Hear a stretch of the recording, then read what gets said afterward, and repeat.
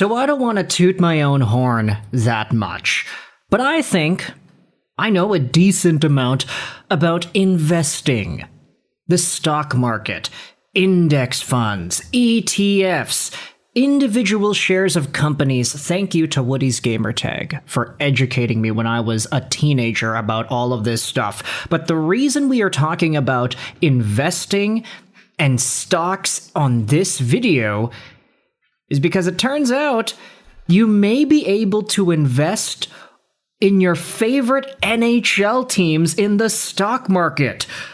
A new SEC filing proposes 32 ETFs tied to each team in the National Hockey League, which would allow fans to trade on teams' on-ice performance within the stock market.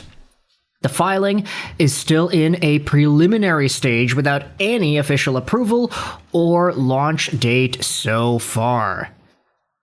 And Bar Down went out there and posted about this. There are a number of tweets from people that are, I'm just going to say, they're not like hockey people, it seems. Jeffrey Patak is a dad, CFA, commentator, Morningstar Research Services guy. Then you also have Eric Balchunas, who is a senior ETF analyst for Bloomberg. He's got 600,000 followers, so you probably know that he's legit, I guess. But both Eric and Jeffrey posted about NHL teams getting ETFs on publicly traded forums for stocks and index funds. Wild, wild stuff. There is a filing to register 32 ETFs tied to each NHL franchise.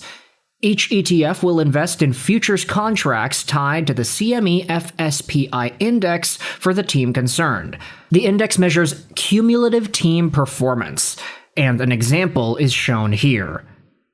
There then is a link to the SEC government website, and if you click on it, it's a really long, official-looking thing. United States Securities and Exchange Commission, Washington, D.C., Form N1A, Volatility, Shares Trust, and then there are some addresses over here. Here are the contents of the post-effective amendment number 1008. This registration statement comprises the following papers and contents. The facing sheets include Part A, prospective for the Anaheim Ducks ETF, Boston Bruins ETF, Sabres, Flames, Hurricanes, every NHL team gets an ETF, and then you get a statement of additional info for each of these ETFs as well. Volatility shares, you could see that there are a number of tickers that need to be added here. Nobody actually has one for sure. Let's go to the table of contents. I want to scroll down and read the Vancouver Canucks ETF. Investment objective. The Canucks ETF seeks to provide investment results before fees and expenses that correspond to the performance of futures contracts on the CME FSPI NHL Vancouver Canucks Index. Man, the Canucks are getting an index. This is going to be interesting. Fees and expenses of the fund. This table describes the fees and expenses that you may pay if you buy, hold, and sell shares. Investors may pay other fees, such as brokerage commissions and other fees to financial intermediaries, which are not reflected in the table and example set forth below. Annual fund operating expenses. Expenses that you pay each year as a percentage of the value of your investment. Management fees, distribution and service fees, other expenses, yada, yada, yada. There isn't necessarily a projection on how much the money can grow if you invest in the Canucks Index Fund, but the fund is an exchange-traded fund that seeks to achieve its investment objective primarily through investments in future contracts in the Vancouver Canucks Index, which is a non-investable index.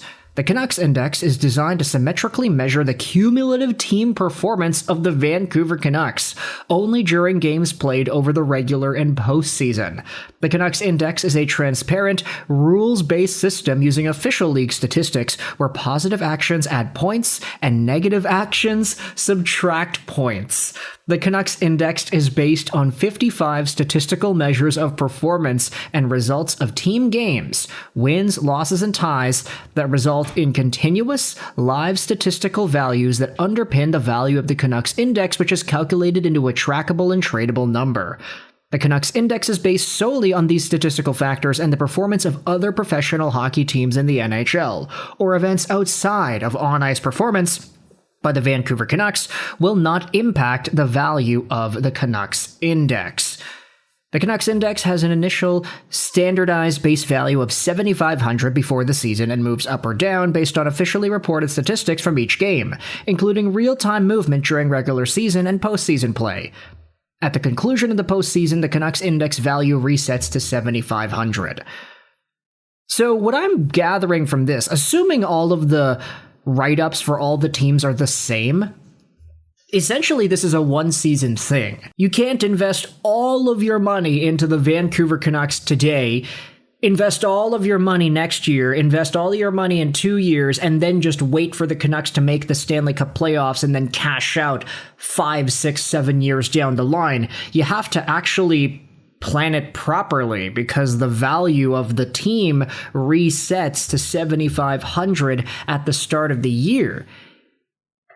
That proposes its own challenges too, doesn't it? Like, if the team is really bad, you can just say, all right, well, I'm going to put all my money into Vancouver because they're last place in the league at the end of the season, and then by the time next season comes around, the Canucks' index value will reset to 7,500. Boom, guaranteed money. Is that how it's going to work? This is why stock investing is so weird, difficult, and in a way abstract, because there are so many things that happen in the market that we just don't understand.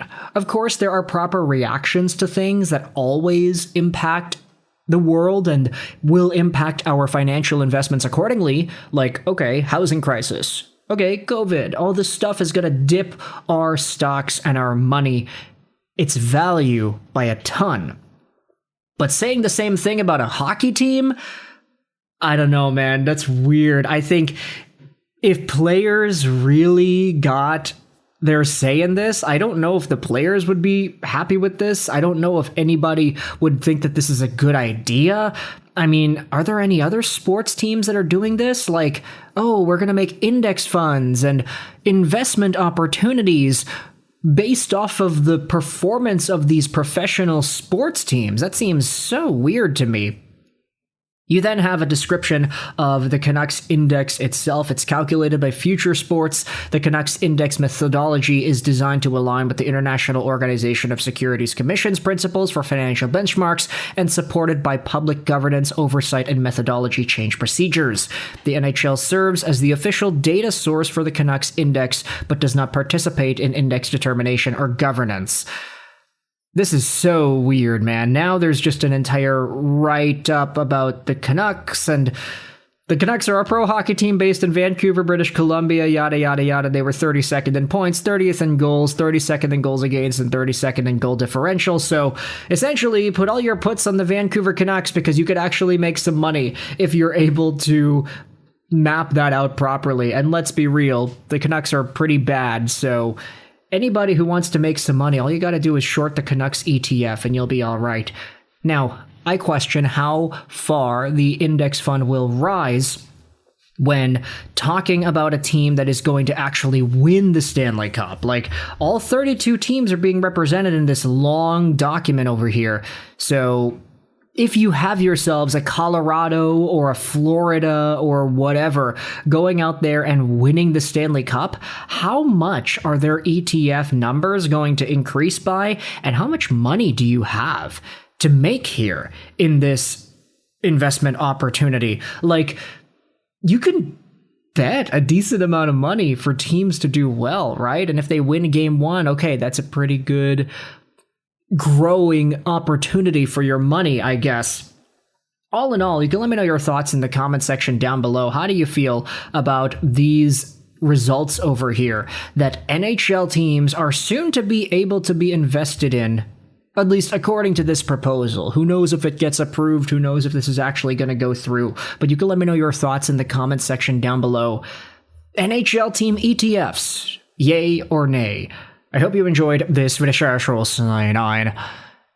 and bye.